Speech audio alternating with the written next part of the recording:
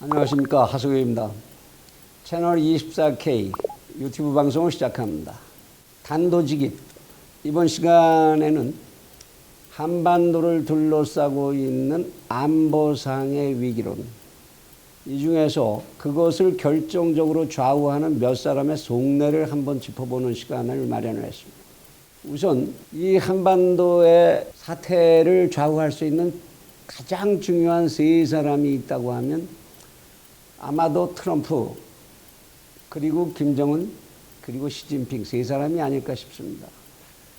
아마도 문재인 대통령은 그 위치에서 살짝 벗어나 있는 듯하고요. 그래서 이 세 사람들은 지금 무슨 생각을 하고 있는 것일까? 요즘에 벌어지고 있는 사건들을 중심으로 해서 한번 그 경우의 수를 짚어볼까 합니다.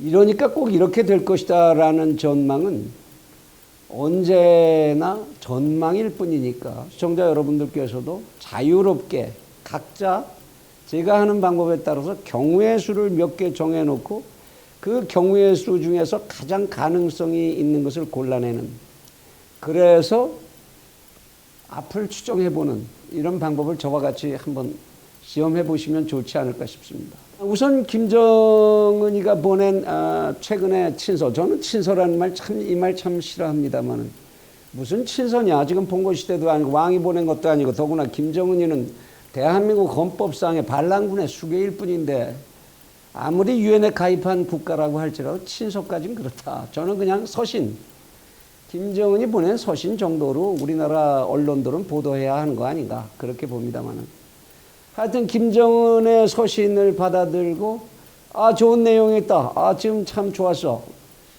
이렇게 그 서신을 한두 번 받은 게 아닌데 받을 때마다 그렇게 말을 하는 트럼프, 그의 속내는 정말 뭐냐 이겁니다. 과연 그 사람이 진짜로 그렇게 그 말한 대로 전부 좋아했다면 그 다음에 보여주는 그의 행보, 그것은 왜 그렇게 앞뒤가 맞지 않는지.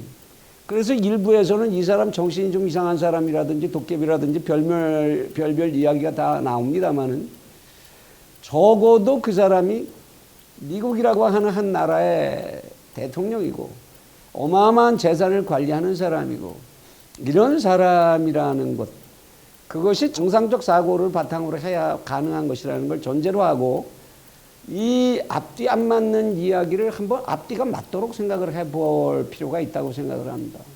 왜 그럴까?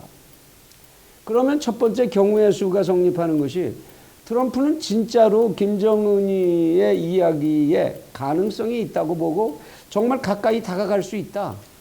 그리고 이 친구가 이래서 결국은 시간 지나면 내 앞에 무릎을 꿇고 올 것이고, 그러면 북한을 정말 트럼프 본인이 말한 대로 번영하는 나라, 급격하게 경제 성장을 해서 기가 막히게 잘 살 수 있는 나라, 이걸 만들어 주겠다, 이런 생각을 진실로 하고 있기 때문이다라는 가정의 경우의 수도 성립할 수가 있을 겁니다. 그 다음에 두 번째 경우의 수로 상상할 수 있는 것이 있을 겁니다. 하나는 시진핑이와 김정은이가 둘이 가까이 유착을 해버리면, 또는 여기다 푸틴까지도 낄 수 있겠습니다만, 이렇게 유착을 해버리면 트럼프로서는 상당히 부담스러운 그런 관계가 될 것, 그것은 거의 틀림없을 겁니다. 따라서 이들과 김정은이를 이간질시키는, 사이를 갈라놓기 위한 전략으로 그와 같은 유화 자세를 보이는 것 아니겠는가. 아마 너 시진핑하고 푸틴한테 해봤자 미국에서 얻을 것만큼 얻을 게 최종적으로 아무것도 없잖아, 나하고 지나는 게 좋다, 이런 액션을 계속 보냄으로써 시진핑과 푸틴 사이를 이간시키고 싶어한다. 이러한 가정, 이것도 경우의 수로 하나 성립할 수 있을 것 같습니다. 그리고 또 하나는 결국은 전쟁을 원하는 것이다. 전쟁을 원하는 것인데 지금 정도의 김정은이가 보여주는 그런 행태를 가지고 미국이 먼저 공격의 빌미를 잡기는 곤란하다. 그 정도를 갖고 미국이 북쪽을 직접 공격하거나 했다가는 국제적으로 명분을 얻기가 상당히 어려울 것이다라는 거죠. 그러니까 좀 더 쳐봐. 기왕이면 좀 더 크게 쳐.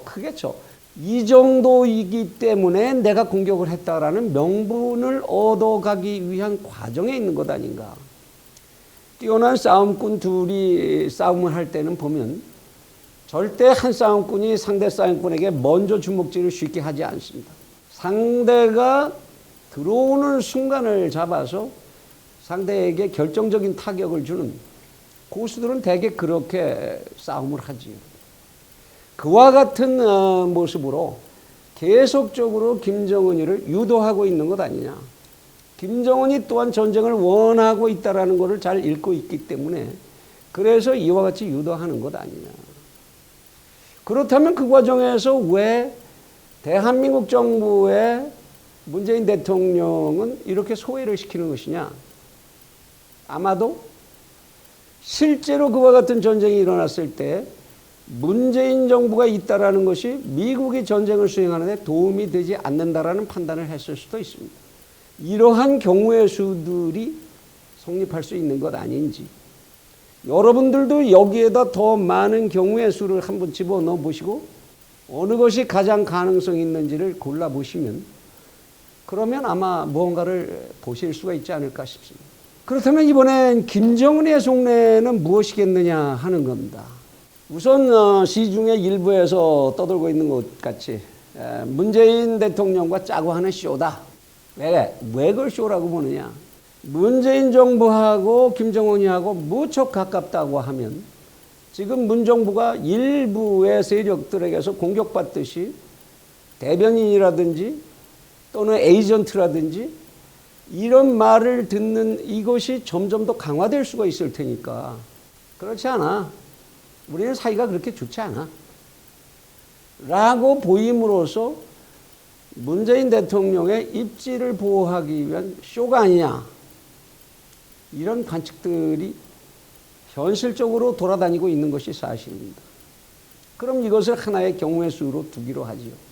두 번째로 시진핑이를 자꾸 북쪽에다가 눈길을 두게 하는 시진핑을 끌어들이고 시진핑에게 긴장감을 지속시키기 위한 하나의 트릭이다. 한반도의 긴장을 계속 진행함으로 해서 국내 정치에 지금 정신이 없는, 미국과의 전쟁에 정신이 없는 시진핑에게 북쪽의 중요성, 거기에서 단서를 풀어가라고 하는 시그널을 계속 보이고 있는 것 아니냐. 시진핑을 북측의 시각을 잡아놓기 위한 하나의 전술 아니겠느냐. 라는 것이 또 하나의 경우의 수로서 가능한 것이겠습니다. 그 밖에 경우의 수로서 가능한 것이 이번 트럼프에게 보낸 소신에서 보였듯이 한국과 미국이 합동 군사훈련하는 곳에 나는 이의를 제기할 수밖에 없고 그래서 그때까지만 미사일을 계속 쏘겠다. 이것이 사실이라면 이런 자기의 속내를 굳이 보일 필요가 있겠는가 참 의심스러운 얘기입니다만은 그것이 사실이라고 한다면 아마도 이거는 좀 더 큰 전쟁을 하기 위해서 준비하는 시간을 벌기 위한 작업이 아니겠느냐. 좀 더 많은 무기를 현장 배치를 하는 시간과 좀 더 고성능의 무기를 개발할 시간을 벌기 위한 이런 지연작전이 아니겠느냐. 그래서 협상한다 하면서 무기실험 계속하고 하는 그런 것 아니겠느냐. 그런 것이 또 하나의 경우의 수로 가설로 성립할 수 있을 겁니다.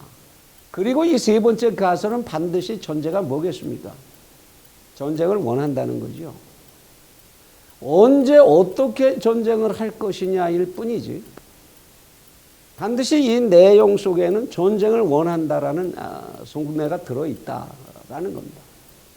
한반도에서 중국과 미국의 대리전을 하고 중국의 대리인으로서 전쟁을 수행한 다음에 적당한 경우에 소모전이 전부 끝나고 나면 다시 휴전으로 돌아가고 휴전이 된 뒤에는 제2의 김일성으로 등극하는 이러한 계산을 전제로 한 전쟁을 하는 용의가 있다.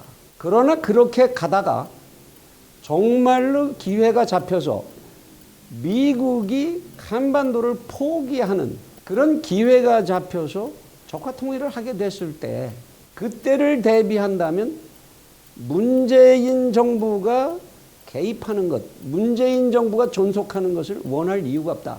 그것 때문에 일찌감치 한반도에서의 전쟁을 문재인을 배제한, 대한민국 정부를 배제한 미국과 김정은 간의 전쟁으로 만들고 싶은 이러한 속내를 가지고 있는 것 아니냐라는 경우의 수를 가정해 볼 수가 있습니다. 여러분들 또다시 이 김정은의 속내에 대해서 여기에 몇 가지의 경우의 수를 여러분들이 한번 생각해 보시고 가감 계산을 해 보실 수 있을 겁니다. 끝으로 시진핑 정부의 속내는 그럼 어떻겠느냐? 시진핑은 지금 현재 굉장히 어려운 경지로 계속 몰리고 있습니다. 한때 일방적인 독주를 할 수 있을 것 같았던 시진핑 단 한 사람에 의한 독재 체제는 지금 다양한 측면에서 공격을 받고 있고 흔들리고 있는 상황입니다. 투키디데스의 함정을 설명할 때도 제가 말씀을 드렸습니다만 시진핑으로서야 중국 내부에서의 전쟁이 아니라면 밖에서 할 수 있는 전쟁을 통해서 내부를 정리하고 통제할 수 있는 빌미를 만들 수만 있다고 한다면 굳이 전쟁을 마다고 해야 할 이유도 없습니다. 할 수 있다면 하는 거죠. 아마도 그래서 러시아와 함께 국가 간의 합의한 상태로 한반도의 카디즈 위에서 재원을 계산하기 위한 전투비행 훈련을 했던 것이 아닐까 싶습니다. 저는 이런 경우의 수를 가정해 보게 됩니다. 결국 그러면 결론이 저로서는 어떤 결론이 나느냐? 이 한반도는 분명히 전쟁의 가능성을 가지고 있다라는 겁니다. 그 가능성이 적지 않게 높다라고 보아야 한다라는 것이 솔직한 저의 생각입니다. 저는 늘 말씀드립니다만은 이런 일은 절대 일어나서는 안 되고 이러한 저의 추정이 현실화되지 않기를 저는 누구보다도 간절히 하늘에 비는 사람입니다. 그럼에도 불구하고 저는 시청자 여러분께 간곡히 청한다. 하늘은 스스로 돕는 자를 돕는다고 했습니다. 우리는 이런 상황 속에서 우리를 지키기 위해서, 우리를 살리기 위해서 무엇을 하고 있는 것인지, 정말 우리는 우리 스스로를 지금 돕고 있는 것인지 우리 자신을 다 함께 돌아봐야 합니다. 스위스는 영세 중립국가로서 평화를 누린 지 수백 년이 됐습니다. 히틀러도 감히 스위스를 침공하지 못했었습니다. 그런 스위스가 국민 개병제를 하고 있는 사실, 집안에다가 배낭을 끓여놓고 총기를 갖다 놓고 약간의 변화가 생기긴 했습니다만 동원 체계에 있어서 모든 주변의 강대국들을 대상으로 해서 알프스 밑에 유사시에 공격을 할 수 있는 터널을 뚫어놓고 방어 체계를 갖추고 있다는 사실, 인근 국가들이 스위스 하나를 점령하기 위해서는 엄청난 대가를 치르지 않으면 안 된다는 사실을 누구나 알도록 준비가 되었기 때문에 그들의 평화를 지킨다는 사실, 우리는 여기에 주목해야 할 것입니다. 바로 스위스와 같은 자세, 싱가포르와 같은 자세. 오늘날 싱가포르는 오스트레일리아에다가 군사훈련기지를 장기 임대를 해서 동남아 최강의 막강한 육해 공군을 지금도 훈련을 시키고 있습니다. 이러한 선례들을 우리는 본받아야 할 것이고, 이것이 바로 스스로를 돕는 자고 그것을 하늘은 돕는다는 사실, 여기에 우리는 주목해야 할 것이라고 생각을 합니다. 시청자 여러분들이 이와 같은 깊은 생각에 동참해 주실 것을 간절히 기원합니다. 감사합니다.